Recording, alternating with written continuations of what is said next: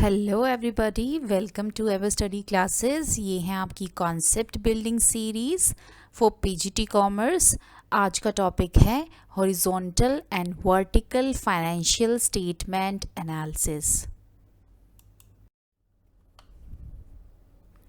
सो topic start करने से पहले ये हैं एवर स्टडी के कोर्सेज फॉर पीजीटी एग्ज़ाम्स, जिनमें एनरोल करके आप अपनी प्रिपरेशन को और भी इन्हेंस कर सकते हैं।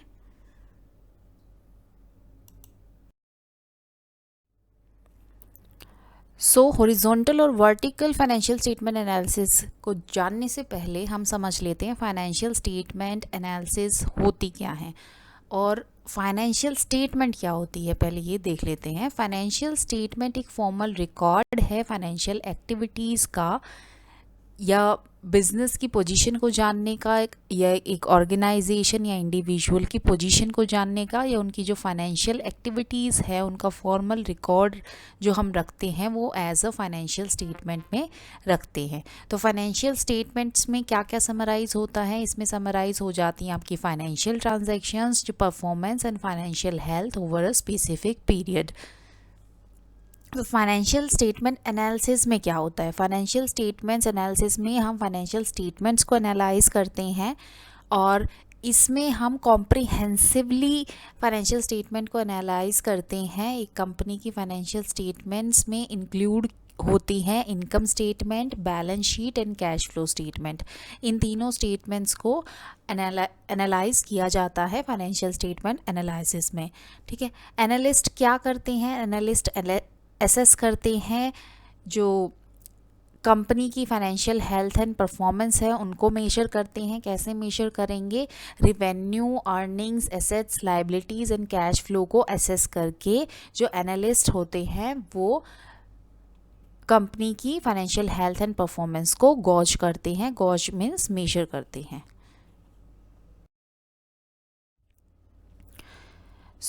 Horizontal analysis is one of the type of the financial statement analysis. इसमें क्या होता है?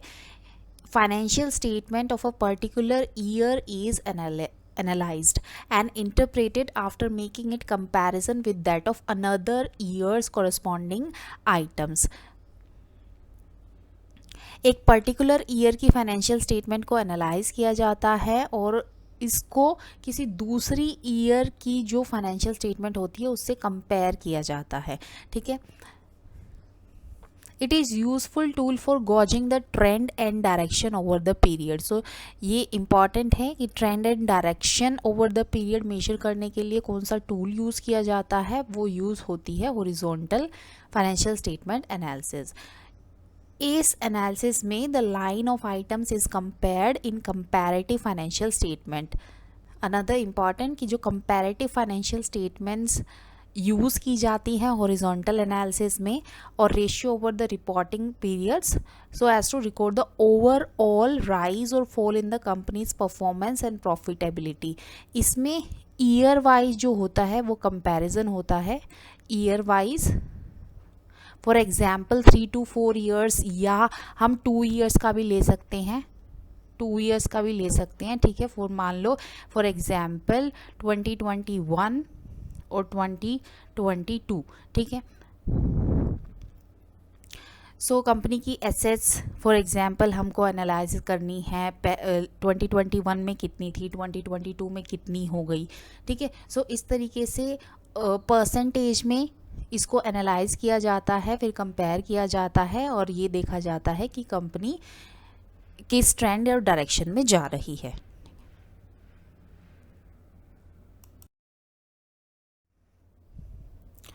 This is your comparative statement of profit and loss. यहाँ से आपको क्लियर हो जाएगा कि किस तरीके से जो हॉरिजॉन्टल एनालिसिस है वो होता है। फॉर ये है ईयर 2017-18 और 18-19 है। This is absolute change and this is percentage change. यहाँ पे जो 17-18 है उसको बेस ईयर मान के परसेंटेज चेंज निकाला गया है। आप देख सकते हैं इधर 17-18 में रिवेन्यू फ्रॉम ऑपरेशन है 10 लाख का और 18-19 में 15 लाख का। तो ये डिफरेंस कितना आ गया आपका? 15 माइनस 10, तो ये आ गया 5 लाख। परसेंटेज में कैसे निकालेंगे? 5 lakh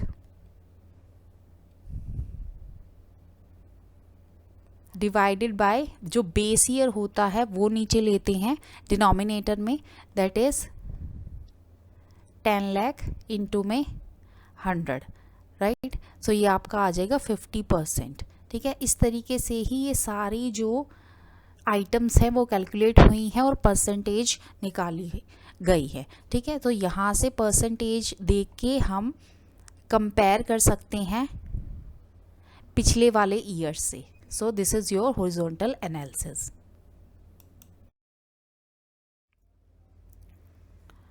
Vertical analysis refers to the analysis of the financial statement in which each item of the statement of a particular financial year is analyzed by comparing it with a common item। उसमें उसी साल की horizontal analysis में क्या था, हम year wise जो 3 या 4 साल या 2 साल को कंपेयर करके एक साल को बेस ईयर मान करके फिर परसेंटेज निकाल के हम इस तरीके से हॉरिजॉन्टल एनालिसिस कर रहे थे।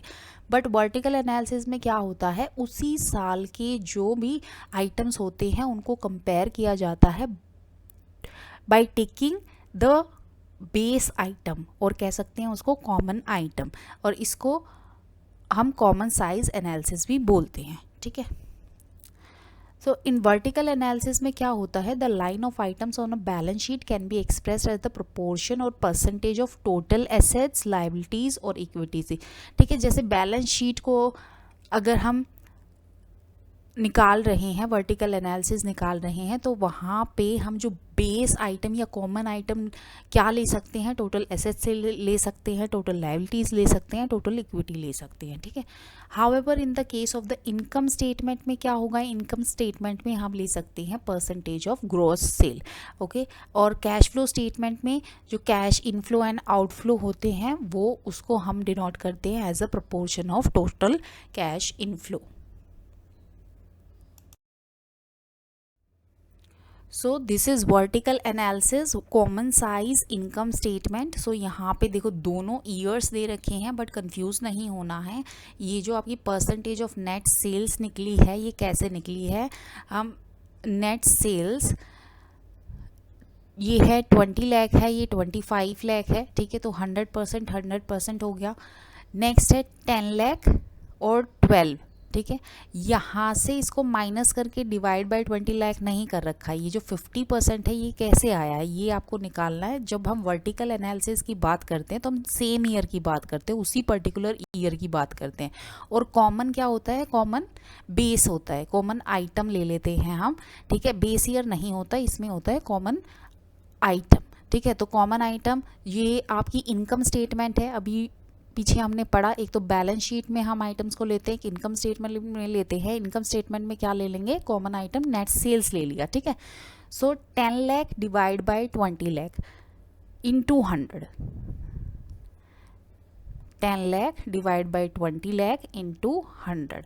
तो यहाँ से जो आपका आया है ये कैंसिल करके इस तरीके से आपका 50 आया है, ठीक है। सेम ऐसे जैसे 48 कैसे आएगा, 48 आएगा 12 lakh divide by 25 lakh into 100 that. So horizontal versus vertical financial statement analysis, ये हैं डिफरेंसेस। मीनिंग है आपका, मीनिंग हम क्लियर कर चुके हैं। जो हॉरिजॉन्टल एनालिसिस होता है वो एक process of comparing the line of item over the period in the comparative financial statement to track the overall trend and performance. Vertical analysis, it is the tool use to study financial statement by making a comparison of each line of the item as a proportion of the base figure with in the statement, ठीक है। Use क्या होते हैं, it is use to ascertain how the company performed over the prior years और what is its financial status as compare to the period. Vertical analysis, it is used to report the stakeholder about the portion of the line item to the total in the current financial year. Year comparison, ये जो financial horizontal financial analysis है, years are compared with the base year amount in both absolute and percentage terms, and in the vertical analysis each item of the financial statement is compared with another item of that financial statement. Result comparison में it is helpful in comparing the result of one financial year with that of the another. So इसमें intra firm comparison करते हैं. So and it is used to compare the result of one company's financial statement. Vertical analysis में हम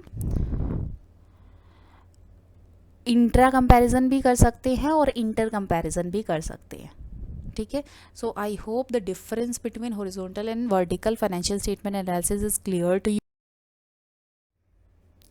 So this is your practice question. Common size statement is used under which type of financial statement analysis? These are the 4 options. You have to tell the answer in the comment section. Thank you so much for today. We will be bringing more such videos to enhance your preparation.